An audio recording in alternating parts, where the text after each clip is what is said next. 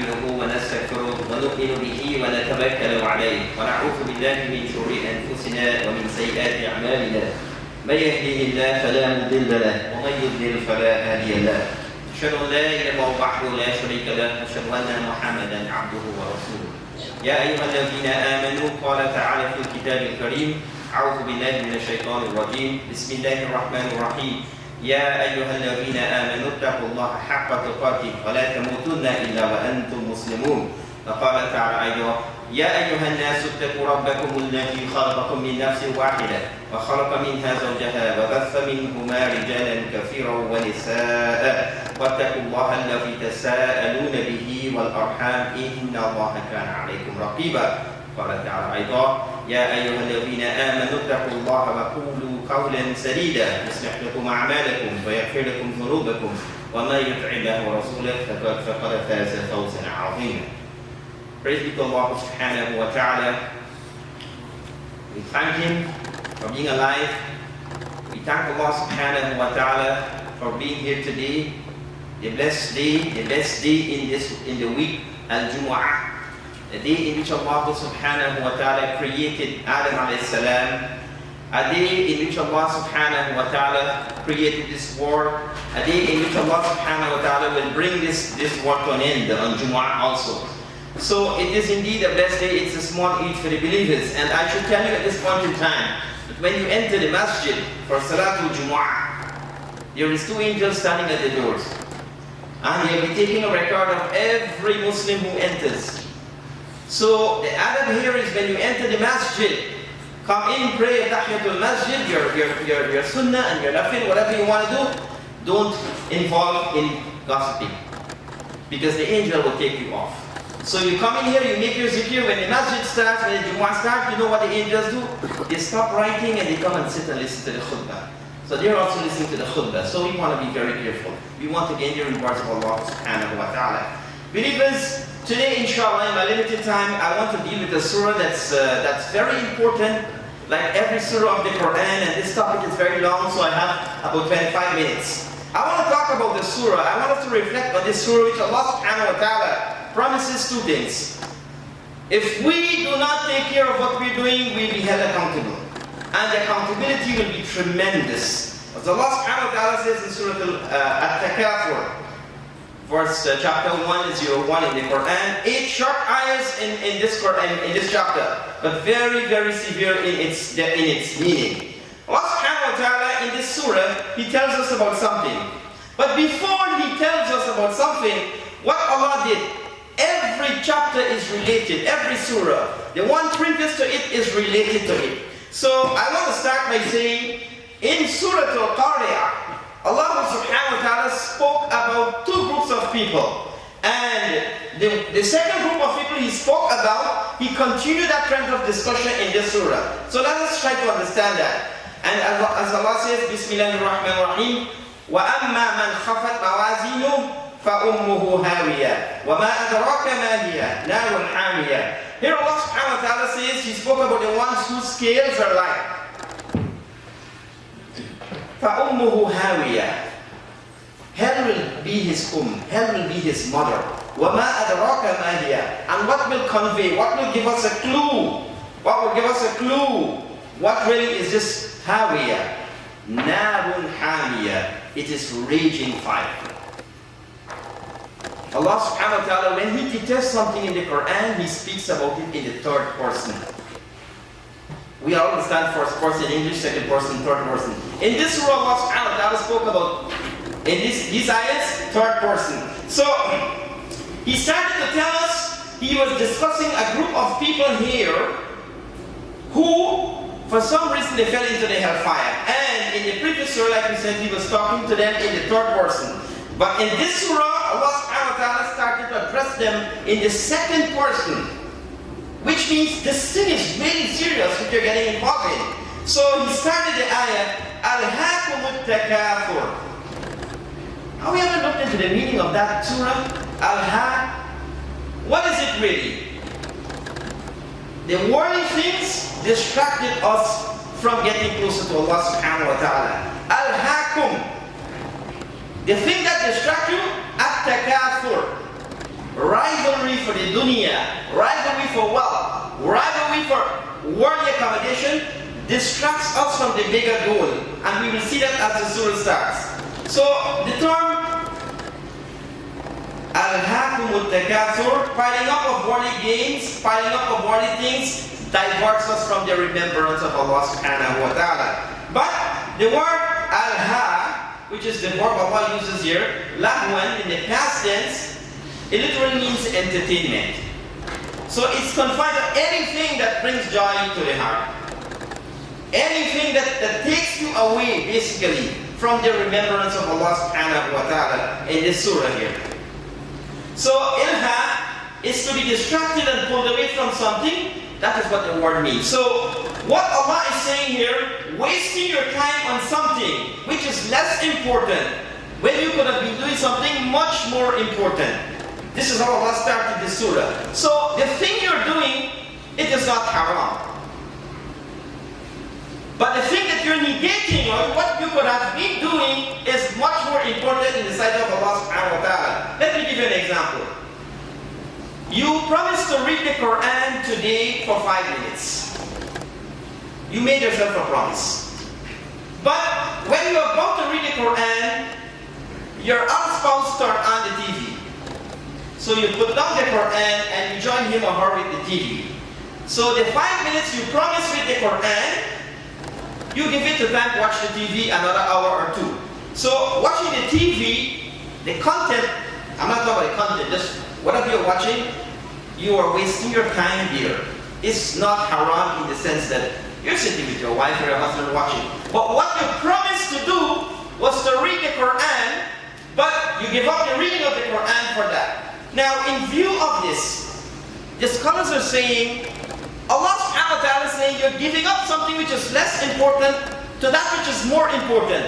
What about the brothers and sisters who are working, who are involving or going to the cinema, or having a nice time, and the salah time is passing by? 1, 2, 3. Let's start with Salatul Fajr. We all have to sleep. It's important. It's wajib. You have to rest. But the clock is ticking, the adhan call for Fajr. Your time rings. But you know, take 5 minutes, and then the sun rises. This is haram.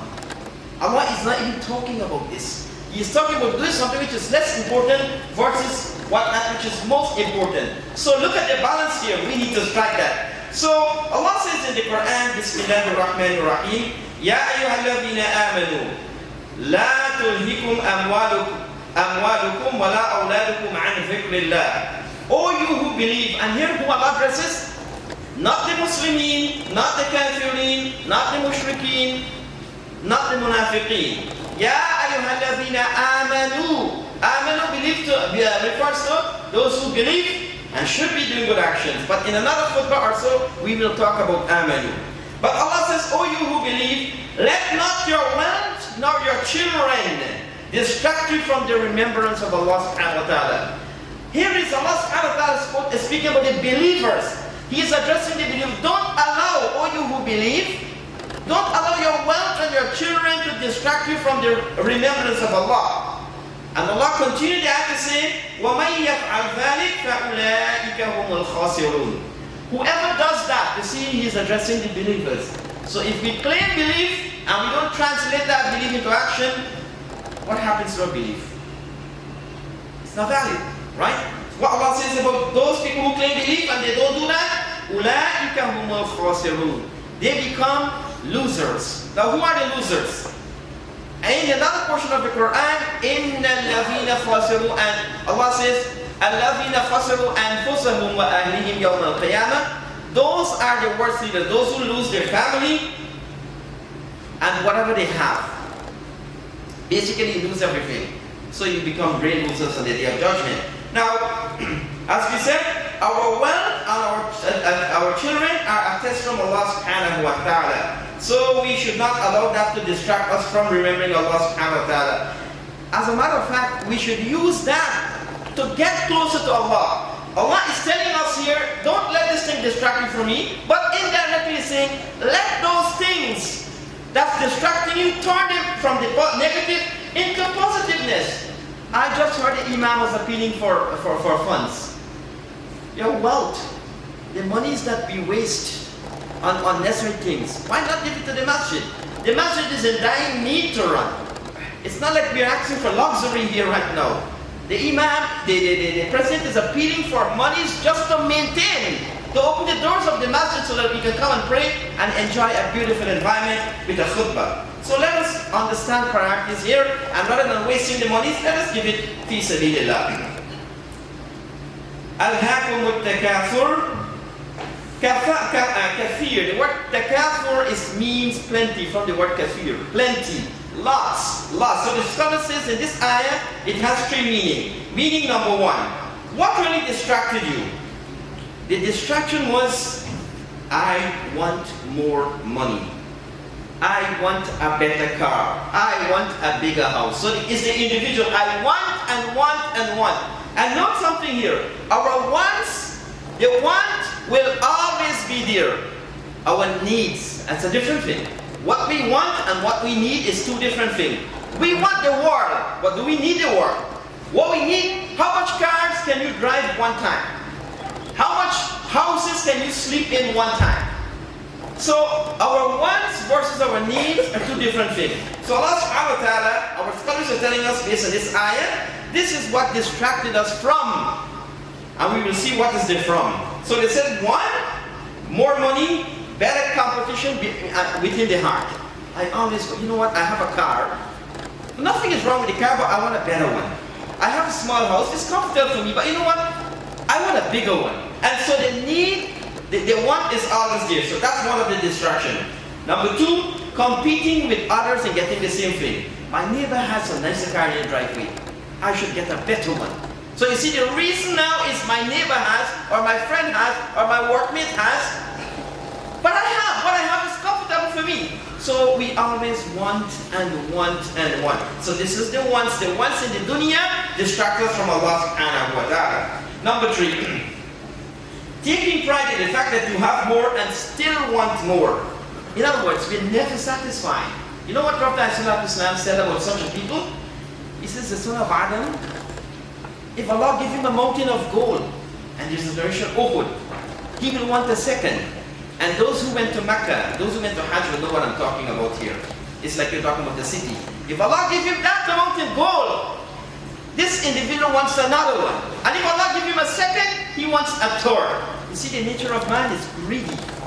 He is greedy, so we have to control that greed. And this is what the surah is talking about. Controlling the things that distract us from Allah subhanahu wa ta'ala. So, Allah subhanahu wa ta'ala is warning us here to be careful about the distractions. So the ayah says, Alhaakumut takathur. But Allah subhanahu wa ta'ala did not say the exact, it left it incomplete. He didn't say what distracted us. Like rivalry in this dunya distracted us. But what is the rivalry? Allah left it, we call it mutlaq, open. Meaning, based on the circumstance, it can fit. If Allah says just wealth distract you, well, you can waste time. That's not wealth. You can waste a lot of time. You can waste time doing nothing. So it's still waste. But you say, no, Allah didn't mention about time. He mentioned about wealth. So in this surah, Allah did not say specifically what distracted you. He left it open. So whatever distracts you at that point, you have to go figure out, is this TV distracting me from Allah subhanahu wa ta'ala? And this is one of the killers. Is shopping distracting me from Allah subhanahu wa ta'ala? Is too much sleep distracting me from Allah subhanahu wa ta'ala? Meaning, getting closer to Allah subhanahu wa ta'ala.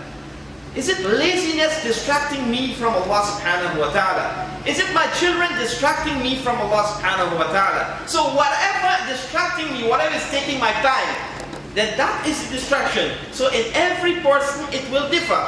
So for one individual, his problem might be sleep. He's oversleeping. So he can't wait to pray.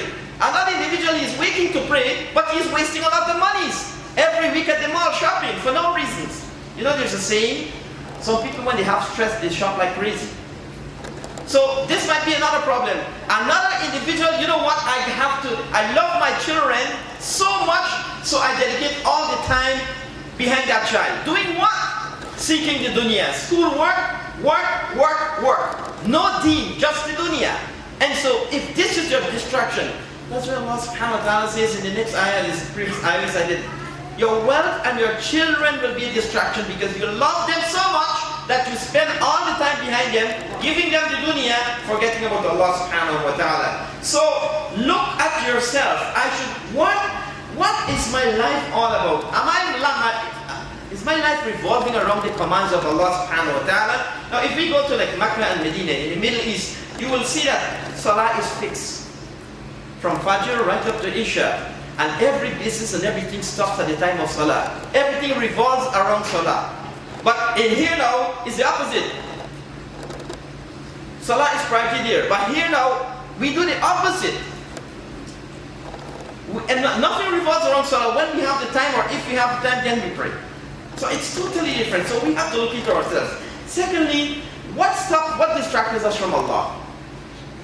Is it the message of Islam? Did I learn this deen properly so that at least I can practice the deen? Do I know how to do my deen? Do I know how to practice my deen properly? Do I know what to say at a specific time? Now let me tell you something. One of the things about our Salah is the Fard Salah has to be done in Arabic. There's no English in Fard Salah. According to the scholar, it's damaged, it's broken. In your Nafil, you can make all the dua in English. But in the Fard Salah, you can't say anything except Arabic. So might as well learn the Arabic properly and say the Salah and learn and know what we are saying so it affects us. Thirdly, is it our wealth? The love for our children, our wealth is so intense so it distracts us. Imam Zamakhshari, he said that the plentiness that keeps us busy, it's our wealth and our children. And another thing to show off, to be proud. You know, I have more and so on and so forth. You know, there is a beautiful story in the Quran that there was a discussion between two individuals. One had a bigger garden and one had a smaller garden. And that's a khutbah by itself. But the big one said to the small one, the one with the smaller garden, I'm better than you. I have much more. You have less. Pride. See? This is the problem that we have. So these are some of the distractions. So we forget our purpose, what we came for. So brothers and sisters, Allah subhanahu wa ta'ala is warning us in this surah. And He says in the Quran, اعملوا أنما الحياة الدنيا لعب وله وزينة وتفاخر بينكم وتكاثر في الأموال والأولاد. Here Allah subhanahu wa ta'ala is telling us, know that the life of this world is an amusement. It's nothing but amusement and diversion and adoration and boasting to one another and competition. Increase for what? Wealth and children. So the whole dunya is about wealth and children. But at the bottom, Allah subhanahu wa ta'ala gives a beautiful example in the same ayah. He said the example of that is like the rain falls and the plant grows and the tiller, you know what, the individual saw it and he enjoys the crop. And then suddenly while the crop is growing, it starts to get dry and you see it turn yellow. No rain, no water, no nothing. Allah took it back, it started dry and died. And it becomes scattered debris, dead. And in the hereafter, it's a severe punishment for it and forgiveness also for the one who takes lesson from this. Basically, so if you turn away from Allah subhanahu wa ta'ala and spend all the time and research behind the dunya, then that's your problem on the day of judgment. For Allah ends the ayah by saying, وَمَا الْحَيَاةُ الدُّنْيَا إِلَّا مَتَاعُ الْغُرُورِ. And what is in this world? وَمَا الْحَيَاةُ الدُّنْيَا except it's delusion, enjoyment and delusion. It's only for a short while. Brothers and sisters, death is so close. As a matter of fact, in the second ayah, Allah subhanahu wa ta'ala spoke about حَتَّى زُرْتُمُ الْمَقَابِرِ. The dunya distracted us so much, حَتَّى زُرْتُمُ الْمَقَابِرِ, until we